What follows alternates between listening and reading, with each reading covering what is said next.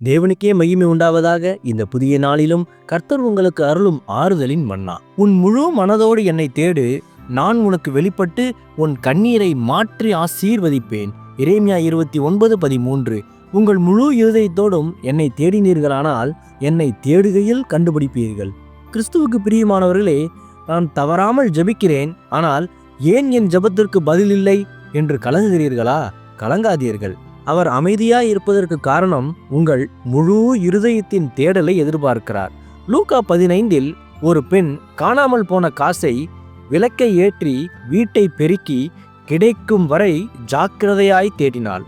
அதுபோல அரைகுறை மனதோடு அல்லாமல் யாக்கோபை போல, நீர் என்னை ஆசீர்வதித்தால் ஒழிய உம்மை போக விடேன் என்று வைராக்கியமாய் கர்த்தரை தேடுங்கள்.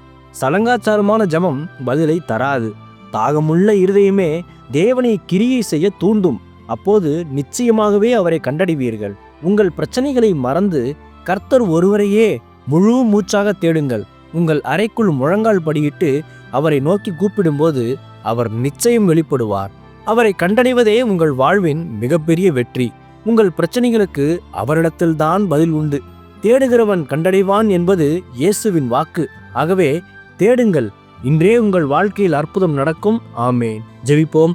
என் அன்புள்ள பரிசுத்த பரலோக பிதாவே, இந்த புதிய நாளுக்காக உமக்கு ஸ்தோத்திரம். கர்த்தாவே, வேறு எதையும் நாடாமல் முழு இருதயத்தோடு உம்மை மட்டுமே தேடுகிறேன். எனக்கு வெளிப்பட்டு என் வாழ்க்கையை மாற்றி ஆசீர்வதித்தருளும். இன்று பிறந்தநாள், திருமண நாள் கொண்டாடும் உமது பிள்ளைகளின் இந்த புதிய ஆண்டை உமது நன்மை கிருபையால் முடிசூட்டி ஆசீர்வதியும். பிதாவே, இயேசுவின் வருகையில் நான் அவரோடு எடுத்துக்கொள்ளப்படும்படி என்னை தகுதிப்படுத்தும், தயார்படுத்தும். இயேசுவின் நாமத்தில் ஜெபிக்கிறேன் எங்கள் நல்ல பிதாவே.